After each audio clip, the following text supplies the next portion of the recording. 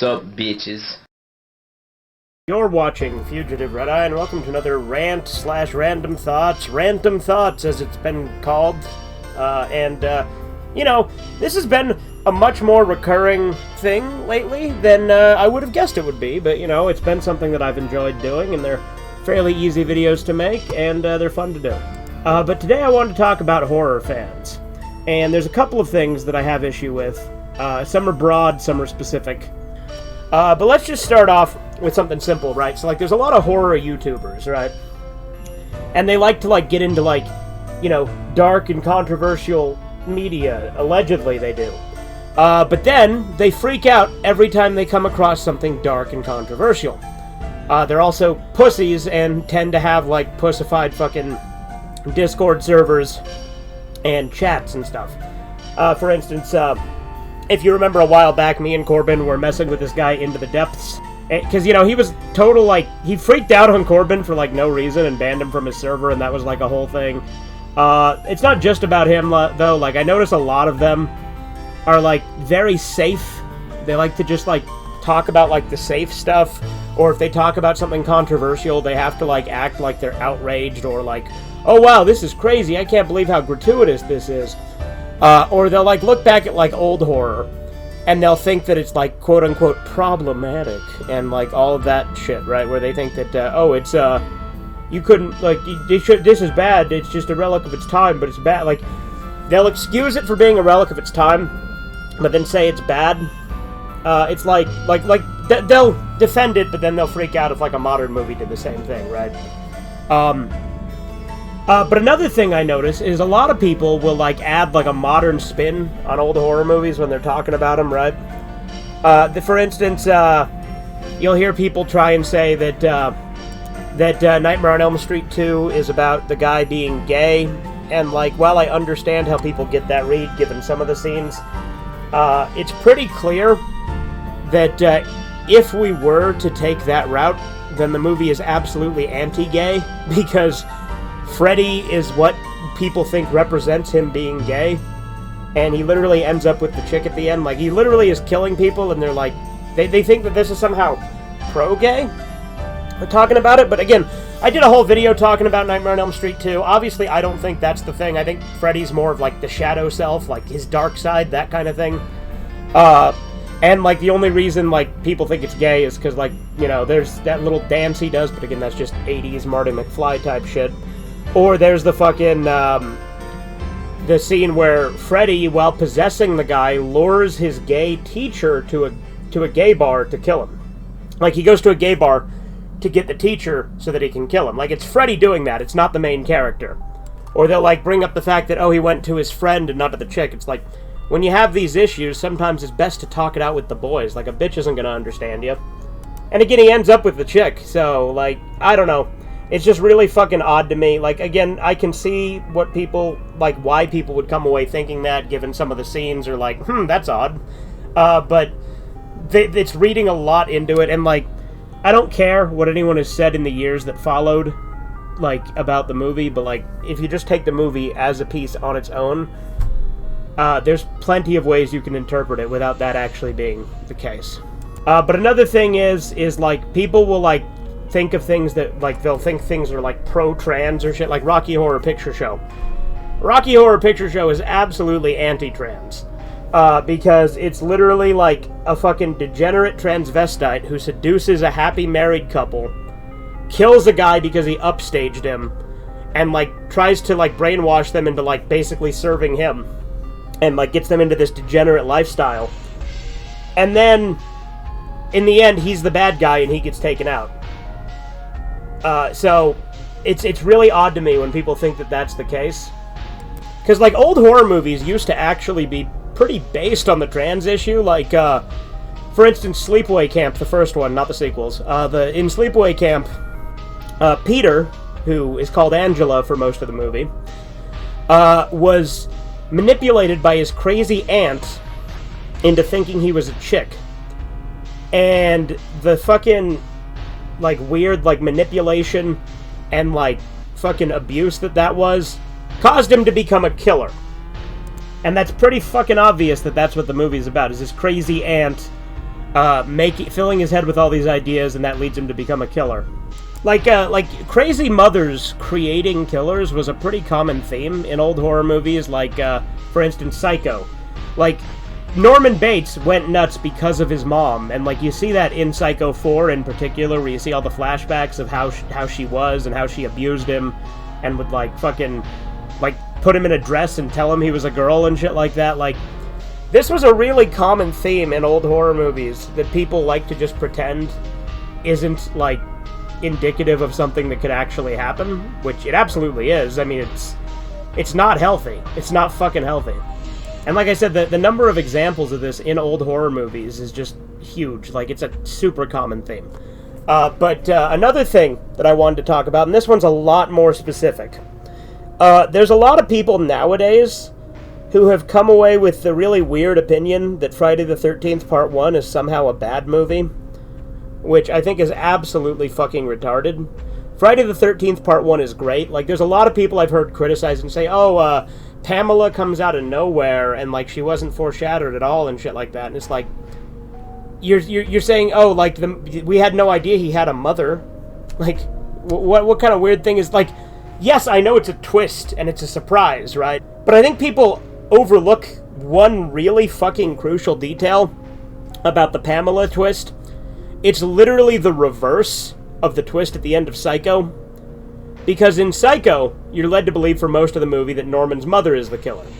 And then at the end, you find out she's been dead for years, it's actually Norman that's the killer. It's kind of the opposite with Friday the 13th, where you're led to believe that somehow it's Jason, and then you find out actually it was his mother. Again, it's clearly like going for like a reverse Psycho twist that I think people overlook when they're like, oh, they just came up with this stupid twist out of nowhere. It's like, no. It's clearly a sort of homage to Psycho by sort of reversing the twist. Speaking of Psycho, I do think that the Psycho sequels are absolutely underrated. And Bates Motel, the show, was good for 3 seasons, and then season 4 was like okay at best, and then season 5 was just fucking terrible. And there were moments that I liked in seasons 4 and 5, but overall they're not worth rewatching. Like, I kind of want to rewatch the first 3 seasons because I fucking loved those as they were coming out. But 4 and 5, no. Just no. Also, Psycho, like, the movies are, like, way better than the books.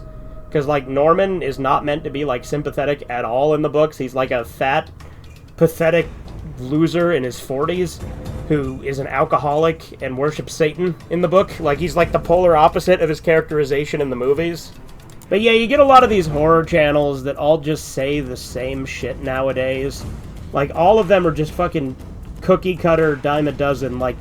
They all say, like, the most generic, safe shit. They all praise the same movies.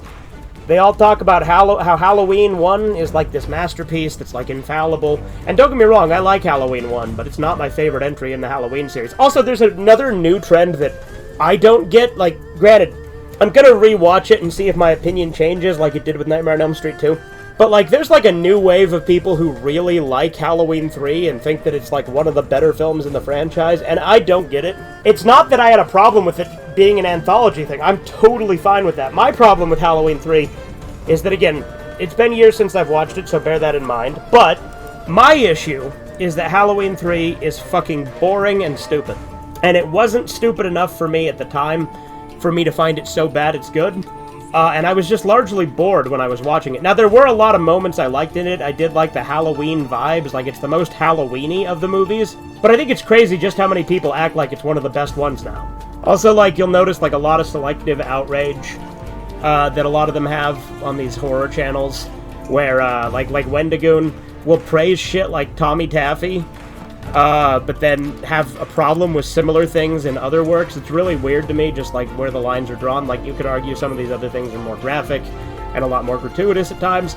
Tommy Taffy's really fucking uncomfortable in the first part, so I don't really think it's fair to say, oh, he's fine with that because it's not as bad. No, fucking Tommy Taffy Part 1's fucking weird. Also, Tommy Taffy itself is, like, just okay as a franchise, right? Like, The first one's uncomfortable, but, you know, it gets the job done in making you feel unsettled. The second one is comedy gold, unintentionally. The third one's just kind of there, it's alright. It has a really dark ending, which I like. And then part 4 is actually genuinely really well written. Yeah, but I'm tired of seeing this, like, mainstream, sanitized, always has the same opinions. Also, another opinion I'm seeing a lot of these horror channels have that I just don't get is just how many of them defend the Nightmare on Elm Street remake now. Like, what the hell? Why are you defending... Like, that movie sucked. That movie was fucking... Also, the Friday the 13th remake, people act like it's fucking great. Like, am I the only one who thinks... I mean, I'm clearly not, because a lot of the fan base fucking hates those movies. But, like, a lot of these channels will, like, now say that somehow these two remakes are actually really good. Or they'll say, you know, oh, you know, the Nightmare on Elm Street remake's flawed, but it's still good. I mean, I'm sure it still has its moments. I haven't watched it in years, but you know that fucking Jackie Earle Haley hated Freddy Krueger, and he portrayed him, and they're like, oh yeah, he was, like, really good as Freddy, and, like, yeah, I mean, he was fine as Freddy Krueger. He wasn't the worst part. The worst part of that movie was just the script. Like, it implemented a lot of stuff from all the other films in, like, lesser ways that I could just watch the older movies. Also, they brought back the original, like, explicit Freddy Krueger was a pedophile plotline instead of him being a child killer, which, granted, I always thought that it was kind of implied that he did more than just kill them, like, in the movies. Like, it's, you get the vibe with, like, some of the shit he does, like when he sticks his tongue through the phone to try and get to Nancy, or, like, when he's, like, licking that picture of the girl in fucking Freddy vs. Jason. Like, it's always been implied, and I think it works better as it's implied, but a pretty glaring issue, you know, the uncomfortableness aside, it doesn't make any fucking sense that they all just get amnesia from this. Like, maybe a couple of them don't remember it, but you're telling me literally none of them remember it. Also, they do this weird thing where they try to, like, for part of the movie, they try to fake you out and make you think, oh, maybe Freddy was innocent and then he was burned to death. Which, again, is a really weird choice, stylistically, for that movie, too. Like, I genuinely don't see how anyone can like the Nightmare on Elm Street remake. Like, again, there's probably elements of it that I'd still like. Like, I liked it when I first saw it, but that's because I had only seen, like, one other Nightmare on Elm Street movie at the time, which was part 4. Oh, that and Freddy vs. Jason. But, like, you know, when I rewatched it years later, I fucking hated it. I'm like, why did I ever like any of this? This movie's awful. But the Friday the 13th remake is also terrible. Like, again, a lot of the stuff comes down to stylistic choices. Like, I really hate the fucking, like, look.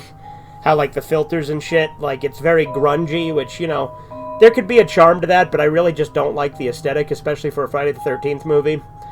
But also, I don't like that Jason takes a chick hostage, and I know people will be like, well, you know, maybe he could take her hostage. Why? Why would Jason do that?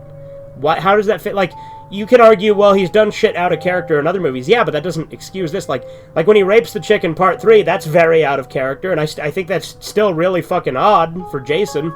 But nevertheless, doesn't excuse him taking a hostage as being completely out of character. Plus, I hate that all the characters were just fucking generic stoners in the fucking remake. And it's funny, because, like, people will shit on, you know, Rob Zombie's Halloween, which I actually really like Rob Zombie's Halloween, although the dialogue can be pretty cringe at times, especially because, you know, it's like modern teenage girls and their fucking awful fucking vernacular. But I enjoy Rob Zombie's Halloween. Not the sequel, but I need to rewatch that just to kind of and give it another shake. Like, it's a very different movie, but it's not like Halloween at all. And I've never seen Halloween Kills or Halloween Ends, because I just kind of lost interest with all the fucking promotional shit with it. But I did really like Halloween 2018. Yeah, and, like, also with horror channels, like, another thing you run into is, like, creepypasta channels. Like, Mr. Creepypasta, I used to watch, you know, all the time back in the day when he'd read, like, old creepypastas. I don't like new creepypasta anywhere near as much. Like, old creepypastas were a very, very mixed bag with their fucking cliches and, you know, hyper-realistic gore and all this bullshit. But I'd take that any day of the week over the really long, like, 30-part fucking stories we get with every fucking creepypasta now, where it's like, Tales from the Gas Station, Lily Madwhip, all the shit. It's like, I don't care about any of this. Just give me one fucking story. Like, I'm okay with there being sequels. I'm okay with there being multiple parts. Like, I do like Happy Appy. And it's multiple parts. But granted, Happy Appy's fucking stupid. That's why I love it, because it's fucking retarded. And that's not to say that there's no new creepypastas that are good. I just lost interest, because, again, they don't really try to be scary anymore. Like, a lot of old creepypastas would just get to the point and actually get to the fucking horror. Whereas these other ones, these new ones, they're like really long stories that are just kind of normal shit. And then, like, the third act is where we actually get the horror. And I think that's really fucking boring, and that's why I don't like a lot of modern creepypastas. But yeah, I think you get the point. I don't like how, like, soft a lot of modern horror fans are. I don't like how they all have the same fucking opinions. Modern horror movies are obviously just kind of bad a lot of the time. Like, Terrifier has been a breath of fresh air. I fucking loved the Terrifier movies so far, and I'm really hoping Part 3 continues that, and I'm optimistic about it. I'm hoping it'll be good. Also, another hot take I have right here that I'll just bring up. Alien is way better than Aliens. Like, I don't get why Aliens is the more popular of the two. And, like, this is just personal taste, because I think Aliens is probably objectively more well-made. I prefer Alien 3 over Aliens, because it kind of brings back some of that horror. And people get mad, like, oh, they killed off those two characters off screen. It's like, yeah, but I really didn't care about that subplot in Aliens. Like, Alien 1 was genuinely a really good horror movie. But anyway, I'm going off on all sorts of tangents now. I hope you guys enjoyed. Have a good one. Toodles. You take forever to say nothing. Subscribe, defeat it to Red Eye.